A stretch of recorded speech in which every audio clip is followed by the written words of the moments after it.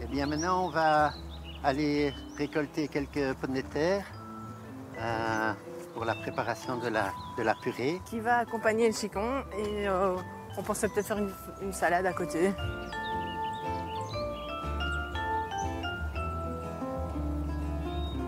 Alors, pour la salade, on peut aussi agrémenter de quelques fleurs et quelques feuilles de capucine. Ça, c'est un goût poivré et ça décore très bien aussi, hein, c'est des belles couleurs. Ok, top. Je prends déjà tout ça. Voilà. Ça va être joli. Bah, je pense qu'on est déjà bien.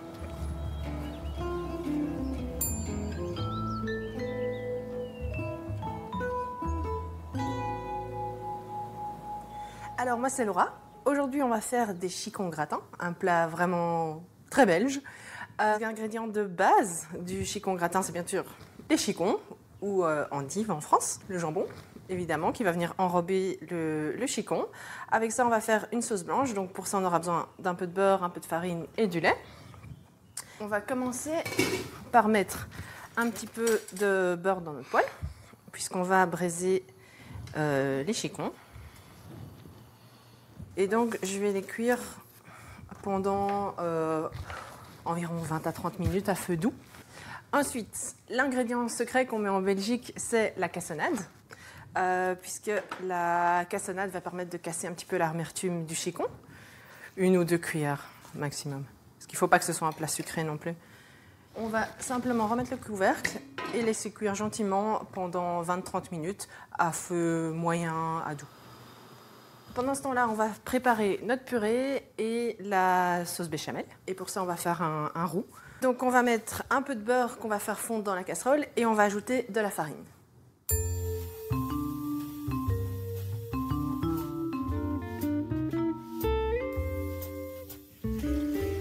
On va laisser épaissir ça gentiment. Les chicons cuisent à l'aise. Donc voilà, là c'est parfait, il commence à avoir un peu de couleur, ça vient du sucre caramélisé. Vérification de la cuisson, si le couteau passe bien au travers, c'est cuit. Et donc là, ouais, encore un petit peu, quelques minutes.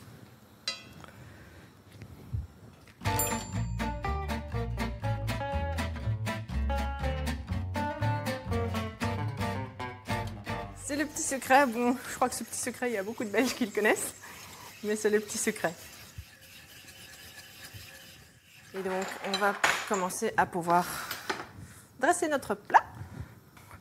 Et on va commencer à enrober nos chicons dans le jambon. Et donc, c'est parti. On va tout simplement verser la béchamel par-dessus nos endives au jambon. L'élément crucial du chicon gratin, c'est le gratin et donc le fromage. Ici j'ai de l'emmental. On va être généreux, on va faire bien gratiner.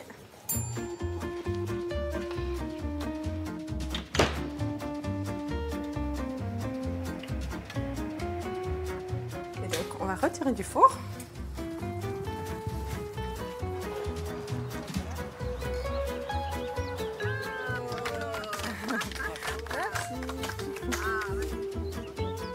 Ah bah ça c'est vraiment les repas en famille du dimanche. Avec les grands-parents qui étaient cultivateurs de chicons. Ça me rappelle complètement mon enfance. Vive la Belgique! Ouais.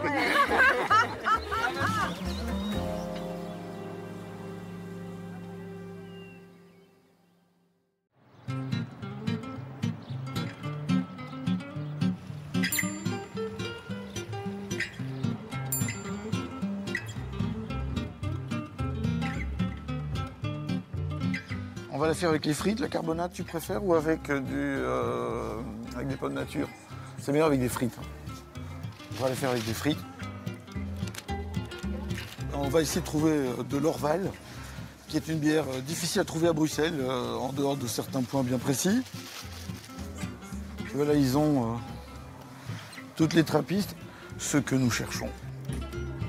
Ouais, les trappistes, c'est simple, elles sont faites par des moines dans une abbaye. C'est très transparent, les trappistes. C'est pas, on joue pas. Avec les bières d'abbaye, par exemple, il y a des bières où il n'y a même pas d'abbaye, c'est juste une espèce de marque. Au moins, les trappistes, on sait d'où elles viennent.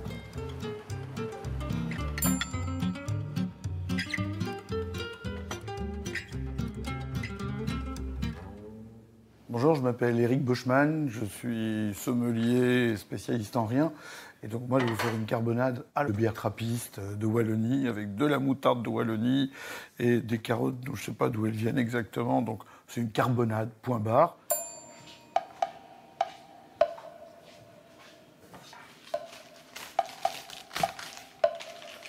On va commencer avec les lardons, que je vais d'abord découiner, parce que ça, c'est pas agréable à manger. En gros, je vais faire des gros lardons. Je vais faire celui avec les oignons, en fait. Là, je vais mettre doucement sur le coin du fourneau. On va laisser fondre doucement hein, le lard. Pendant ce temps-là, je vais gratter quelques carottes. Je sais, c'est pas la recette des puristes, mais moi, j'aime bien la carotte quand même. C'est comme toutes les recettes populaires. En fait, il y a une recette, oui, c'est une base. Il faut du bœuf à cuire longuement. Il faut des légumes de saison. C'est plutôt un plat d'automne, d'hiver. Donc, c'est un plat, là, racinaire. C'est des frites, c'est de la mayo avec les frites, c'est de la carbonade. Ça doit tenir au corps. Ça doit permettre de sortir face au vent. Et c'est tout, quoi.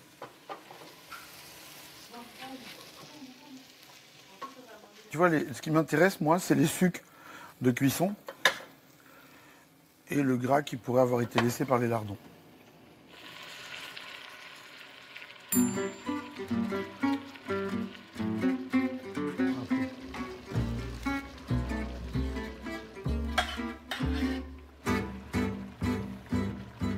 Et donc là, on envoie en cuisson.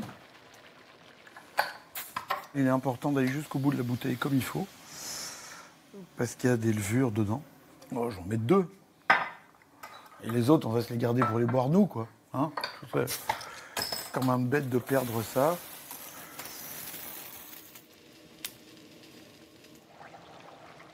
Et ce que j'aime, c'est l'acidité et la petite amertume qui vient à la fin, parce que ça relève l'ensemble, en fait. Le pain d'épices va donner le liant. On va mettre 2, ça devrait suffire. Là, je vais les tartiner avec la moutarde.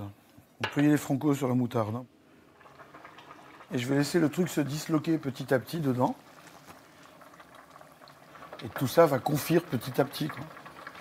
Donc on laisse la tartine bien, tu vois, elle est déjà toute ramollie. J'ai couvert, c'est parti pour facile 1 heure ou 2. On va voir un peu comment la viande se cuit.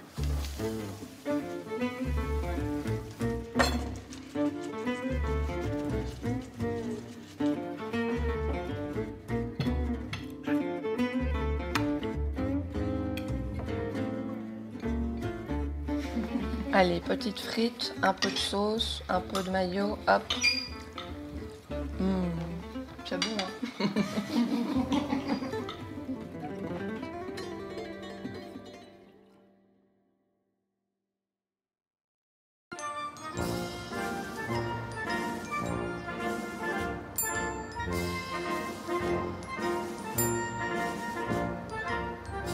Alors, on va faire la recette classique, la moule marinière. Donc, juste avec un peu d'échalote. Je vais quand même rajouter un peu de céleri blanc, un peu de poireau pour donner du goût au jus. Et on terminera avec un petit peu de salicorne. Là, on va travailler la moule de Zélande, qui est quand même la plus réputée.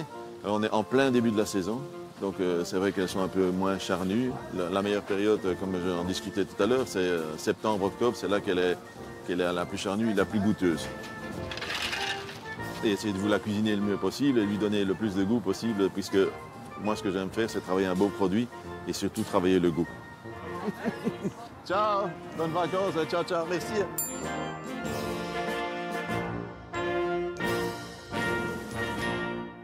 Alors, bonjour, Lionel Rigolet. Alors, qu'est-ce qu'on va faire ensemble aujourd'hui? On va faire une recette typiquement belge, des moules marinières vin blanc, accompagnées de ces frites. Donc, les frites belges, cuites à la graisse de bœuf, j'insiste. La première étape avec les moules, c'est bien les rincer 2-3 fois.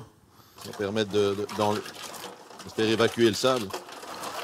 Alors maintenant, on va éplucher nos pommes de terre pour faire nos frites. Pendant ce temps-là, on fera fondre notre graisse de bœuf. C'est important d'essayer d'être le plus précis possible pour avoir une cuisson identique. Une fois qu'on aura découpé nos frites, il ne faut surtout plus les rincer pour garder un maximum d'amidon qui donneront non seulement du croustillant et une belle coloration. Pendant que notre graisse de bœuf commence à fondre, on va émincer nos légumes.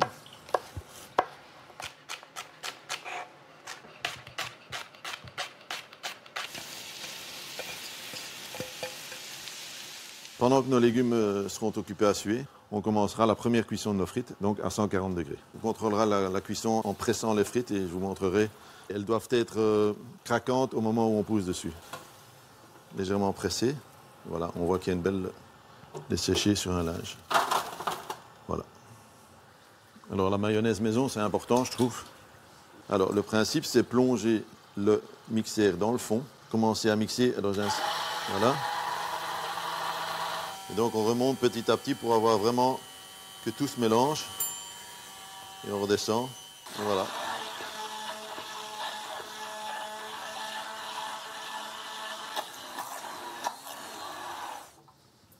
Les légumes sont sués. Donc on va ajouter nos moules poivrés. Pas de sel puisque les moules vivent en eau salée, donc ce n'est pas nécessaire. Du vin blanc. C'est vraiment important justement de les démarrer à feu vif et de les remuer sans arrêt pour uniformiser la cuisson. Donc voilà, là on va ajouter nos petits oignons. Et un petit peu de piment d'Espelette, mais ça c'est parce que moi j'adore ça. Alors on va pouvoir entre-temps plonger nos frites. Deuxième cuisson, 180 degrés. Là, elles sont prêtes. On va bien les secouer pour enlever un maximum de graisse.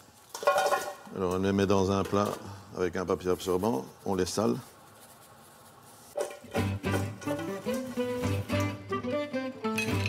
Meilleure personne avec qui on a envie de déguster des choses comme ça ou des plats traditionnels, c'est en famille, avec mon épouse et mon fils.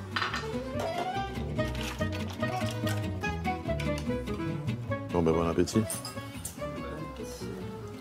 On mange avec les doigts. C'est un manque de goût avec une fourchette, je trouve. Moi j'ai de la chance avec mon papa. Je mange des bonnes moules frites depuis que je suis petit, donc ça j'ai de la chance.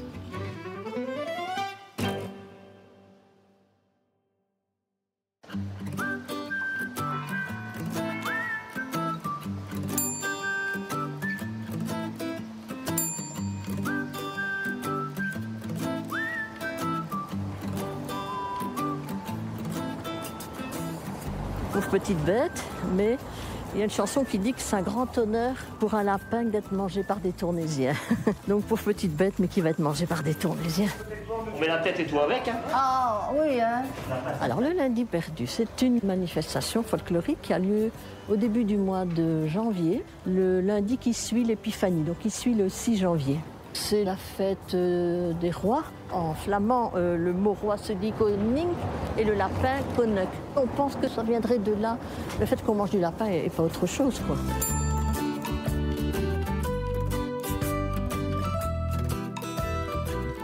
Voilà, je m'appelle Nicole.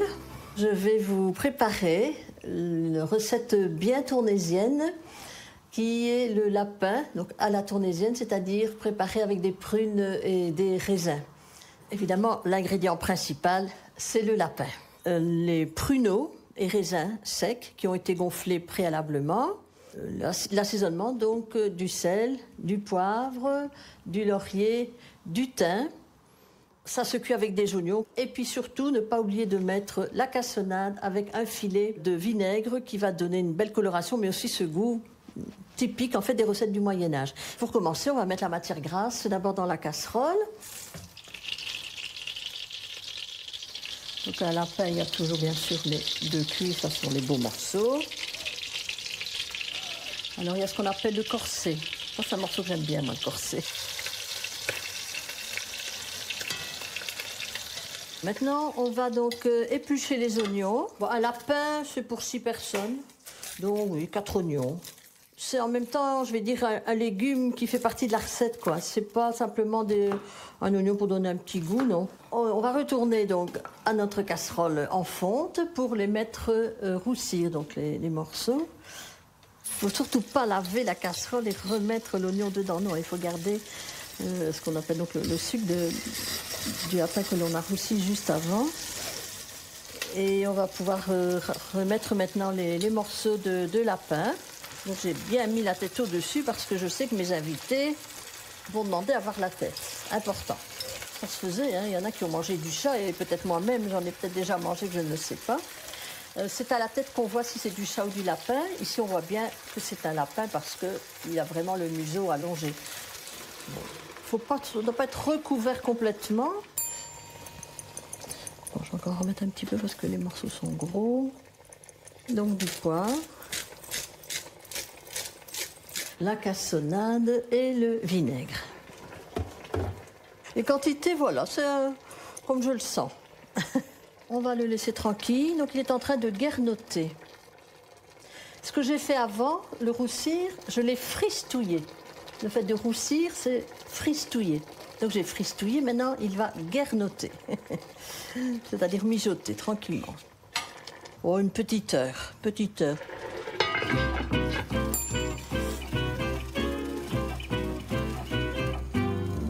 Et là, ouf. En même temps, il y a un petit peu de jus sucré qui retourne dedans. Et voilà, notre ami Jeannot, il est trépassé complètement là maintenant. Et voilà, le martyr. Merci, Nicole. Oui, non, c'est pas le bon verre, ça c'est le verre à eau. Voilà, celle-là j'adore. Merci, c'est gentil. C'est très bon. Il n'est pas mort pour rien. Il pesait combien, 1 kg 800, c'est pas ça 200. 1 kg 200. 1 kg 100. Ah, c'est une belle pièce.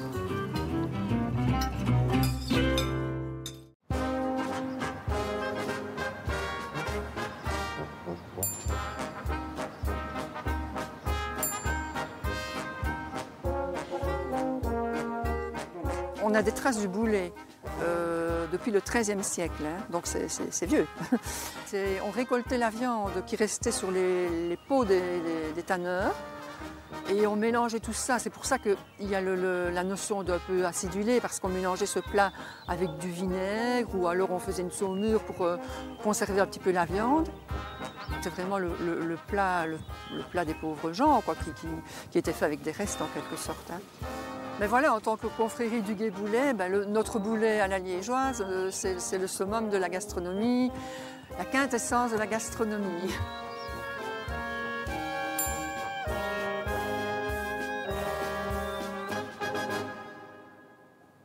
Il nous faut du pain, des œufs, oignons hachés, persil, chapelure, sel, poivre, muscade.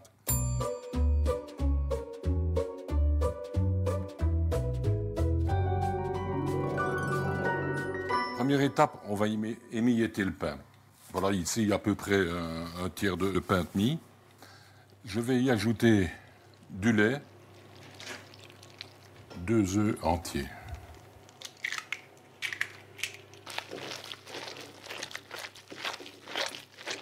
Je vais y mettre la viande.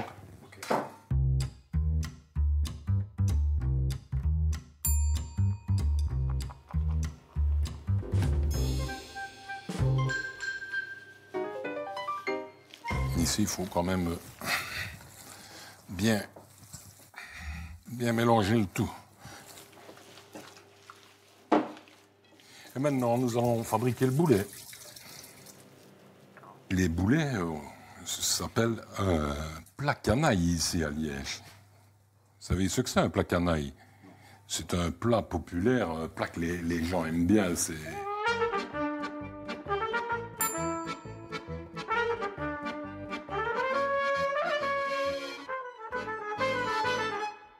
En attendant la cuisson des boulets, on s'attaque à la sauce.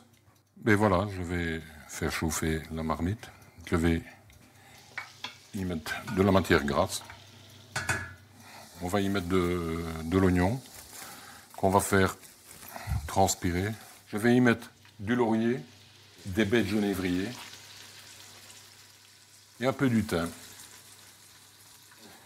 On va prendre de la cassonade brune.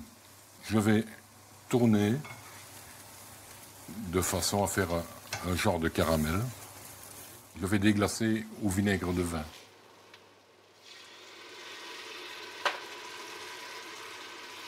Après, maintenant, on va y incorporer 2 litres d'eau,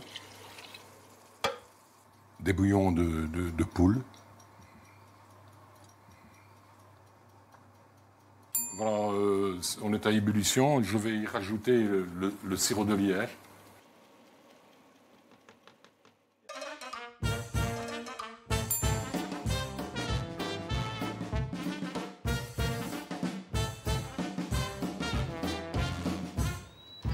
Et devinez un peu ce qu'on mange ce soir. Des boulets. Des boulets.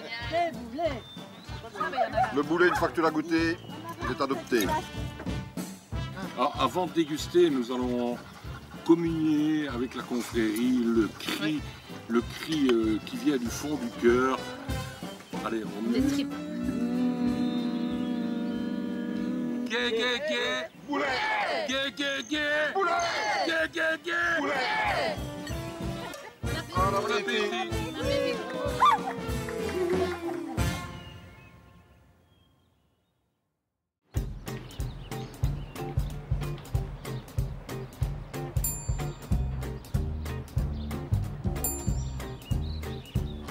Dans les années 60, un de nos échevins qui allait au restaurant voit dans son assiette une sauce un peu généreuse, dit au restaurateur mais qu'est-ce que tu m'as encore fait comme berdouille ici? Il faut savoir que dans notre patois, la berdouille, c'est un petit peu comme de la boue. Donc je vais vous proposer une côtelette à la boue, mais avec du bon goût.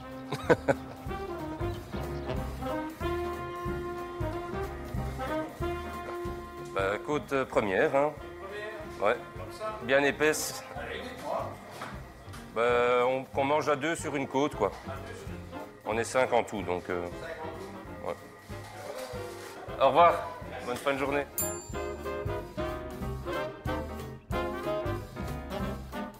Bonjour à toutes et tous, bienvenue en Belgique et plus précisément dans notre belle ville de Mons, capitale de l'univers.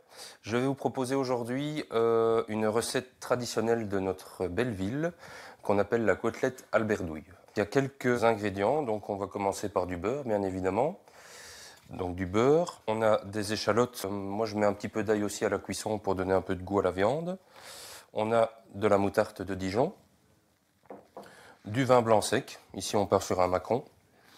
Pour dégraisser la poêle, on va utiliser du vinaigre, un vinaigre maison avec l'estragon du potager. On aura de la crème pour la sauce, de la purée de tomates, de l'estragon. Et pour rappeler un peu une sauce Picadilly, on a des cornichons et des oignons au vinaigre. Donc la première étape, ça va être de cuire la viande. Donc on va mettre sur un feu vif mais pas trop. Moi j'aime bien les commencer un petit peu sur le gras. Alors on va faire 4 à 5 minutes de chaque face, vu que c'est une côte qui est plus épaisse, pour avoir donc ce côté qui est beaucoup plus croustillant.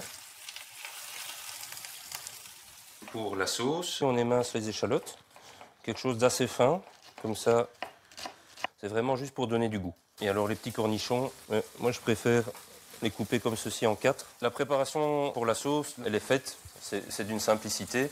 Je reviens sur ma viande. On est à quelques minutes de chaque côté. Hop.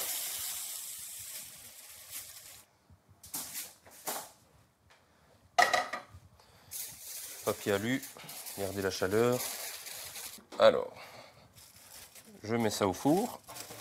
Voilà, chaleur tournante 150. Pendant combien de temps? 10-15 minutes, ça dépend de l'épaisseur de votre pièce de porc. Ici, donc, c'est notre vinaigre d'estragon maison avec l'estragon du jardin. Je remets un feu très doux pour faire la sauce. 2 cuillères à soupe. Voilà. Là, ce qu'on entend là, c'est le déglaçage. Voilà. Je vais, avec mon petit fouet, décrocher les sucs de cuisson. Donc, je vais mettre un petit verre de vin généreux. Voilà. Je vais mettre un feu un tout petit peu plus fort pour laisser évaporer. Là, je vais mettre les échalotes. Un petit peu de purée de tomate. La moutarde de Dijon. Donc ici, j'ai rajouté une crème, des gros morceaux de poivre, un petit peu de sel fin. Ici, on va rajouter l'estragon. Ça, on les ajoute en fin de cuisson de la sauce, parce qu'on ne veut pas que ça cuise. Et alors, je vais rajouter aussi les cornichons. Voilà.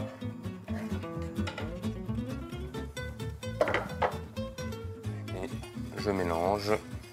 Alors ici, donc on a fini la cuisson de nos côtes au four. Je les remets dans la sauce. Je mets un petit couvercle. On passe à table. Je coupe bien le long de l'os. Allez, à la camaraderie et à la vie. Justement, je crois que c'est plutôt un truc qu'on sort pour certaines occasions. C'est un peu particulier. C'est vrai que c'est pas le plat de tous les jours. Un pur délice comme à chaque fois.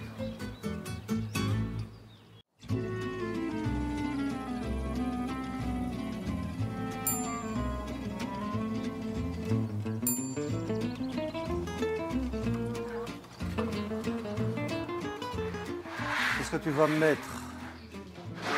J'ai un peu du porcelet, si ça te convient. Oui, oui, oui. Oh oui. Oui, oui, oui. Je vais te chercher un rôti. Oui. Ou avec ça, t'as assez. Un petit rôti, oui. Un petit rôti, oui. Je vais voir après un rôti. Oui. On fait du pâté gourmet un peu avec tout. Là, c'est du porcelet, on fait avec ce qu'on a. C'est la débrouille de dans le temps, si on n'est pas quand même dans la chirurgie. Hein. Tout se mélange, un peu du flanchet, de la basse-côte, ceci, les cartilages. Moi, j'aime bien ce type de viande-là. C'est fort goûteux et juteux aussi.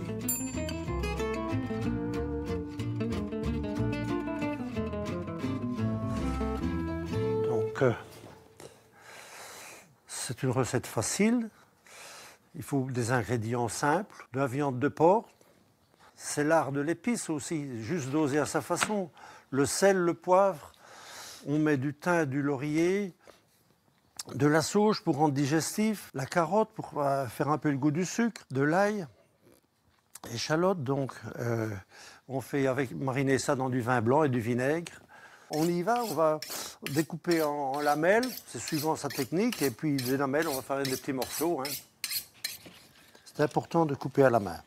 Ça va un peu réduire à la marinade et à la cuisson. Donc il faut de cette grosseur-là. On va tâcher qu'elle ne soit pas morte pour rien, cette pauvre petite bête-là.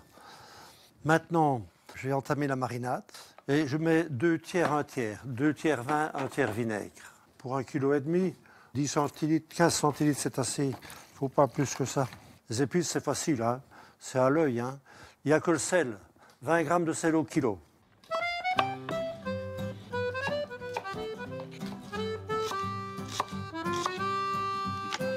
On peut remuer tant qu'on veut.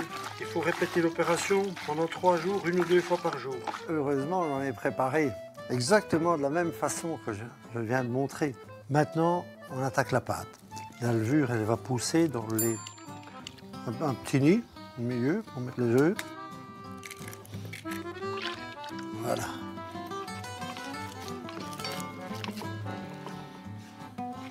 Le grand-père, il avait pas de pétrin mécanique. La grand-mère était là avec l'essuie pour éponger tellement essuyer. Des pâtes de 50 kilos qui retapaient comme ça. Hop là. On va attendre 20 minutes, une demi-heure, hein, là. Hein. Nous y voilà à cette heure. Regardez-moi ça. Des belles pousses. Le secret qu'il faut dire à personne. Une couenne de lard salée et fumée pour graisser le fond de la pelle. À peu près ça, oui. Le fond de la pâte doit être un peu plus épaisse. On met plus de volume. Et au-dessus, elle est plus fine. Parce qu'elle doit porter la viande, hein, en dessous. Ici, ça va être pour le couvercle. On va mettre un peu moins. Le festonnage.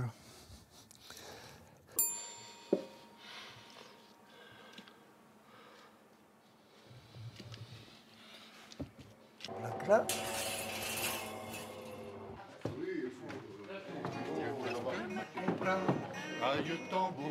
Et voilà. Parler de la pluie, lui parler du grand temps. Ok, on a tous tête ensemble. Il y a quand même une règle de base. Il est vraiment délicieux. Un goût, des arômes, c'est vraiment bon. Une bonne pâte, quoi. Terriblement bon. Une petite fleur qui lui ressemble.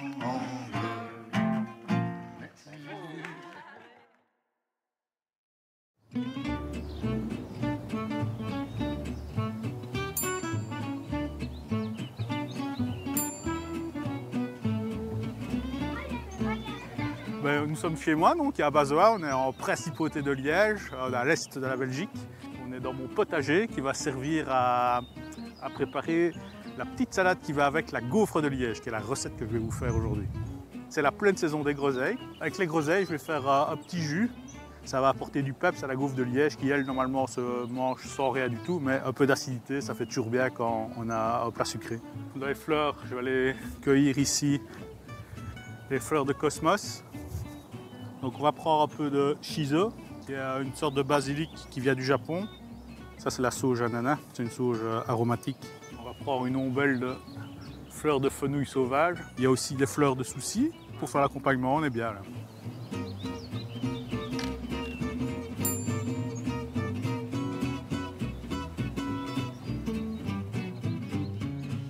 Alors, pour commencer, de la farine blanche. Ici, moi j'ai choisi une farine de blé ancien.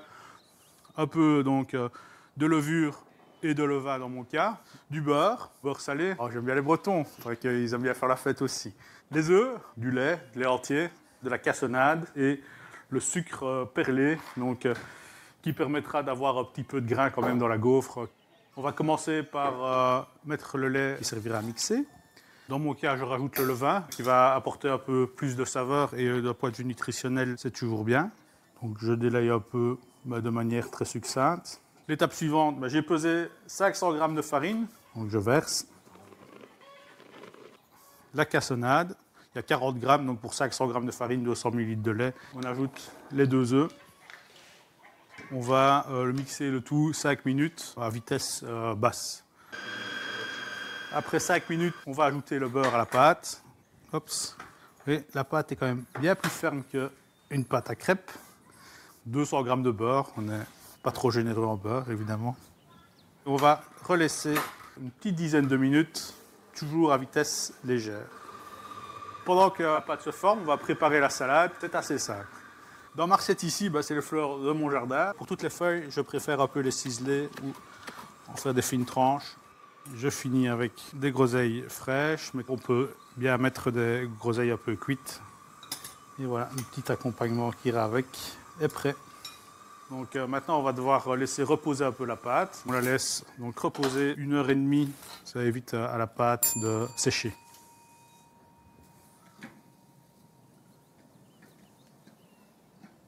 J'avais préparé une pâte à l'avance.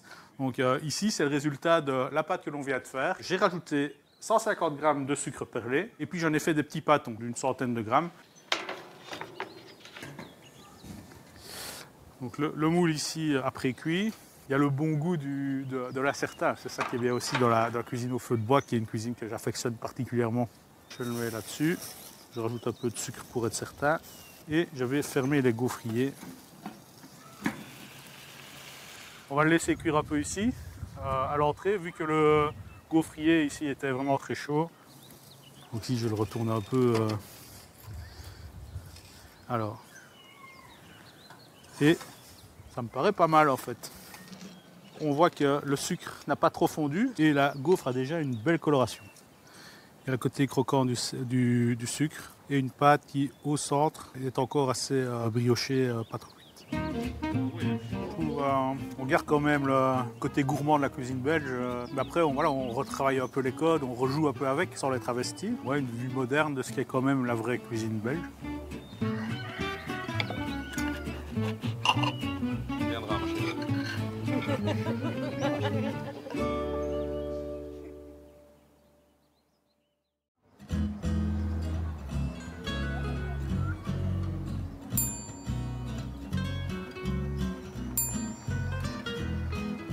Bonjour.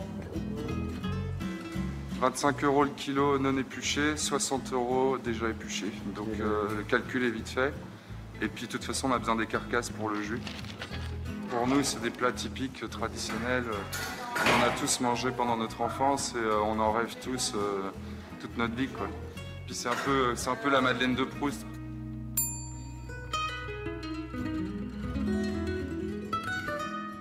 Moi, c'est Alexandre, je suis traiteur et en même temps, j'ai lancé une petite production de croquettes artisanales que je revends à des restaurants, des cafés, des bars. Et donc aujourd'hui, on va faire une croquette aux crevettes.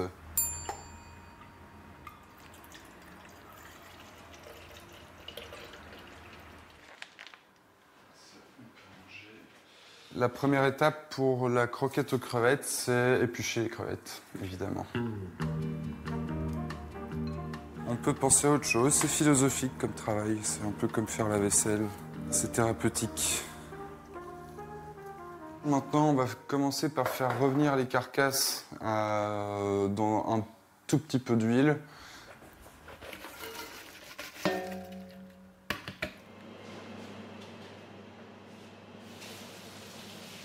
Moi, ce que je fais, c'est que je fais vraiment revenir un maximum jusqu'à ce que ça accroche presque dans le fond.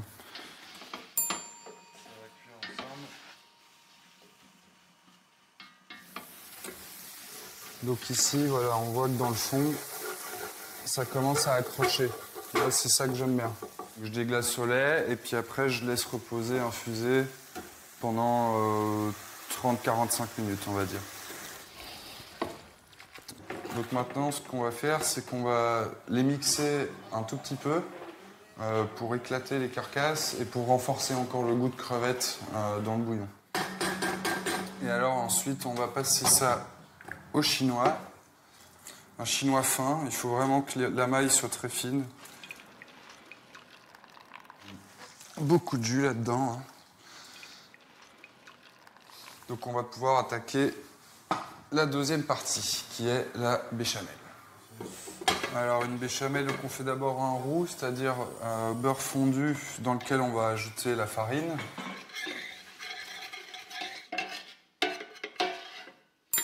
Voilà. Et là, on ajoute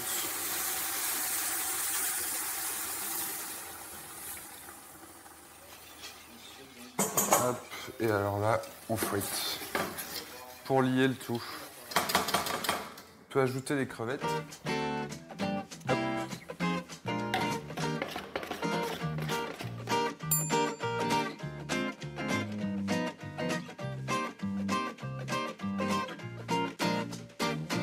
J'en ai fait une à l'avance qui est déjà bien froide. Pour la panure, une plaque de farine, des œufs entiers. Je vais mettre la chapelure. Alors moi j'utilise la chapelure asiatique, type panko. Là pareil, vous voyez, c'est bien dense. Hein. Après la forme, on fait comme on veut. Hein. On peut faire des boules, on peut faire des boudins.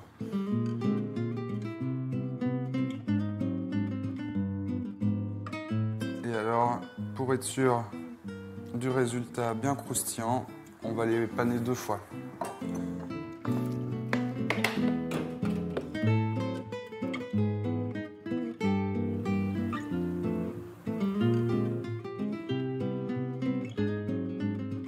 Est-ce que tout le monde a envie de manger une petite croquette? Allez, volontiers, allez. Ah ouais, hein. Après toute cette préparation... Ça reste avant tout aussi quelque chose de léger, on va dire un peu d'aérien. Ouais, moi j'aime bien quand elles sont crémeuses, onctueuses.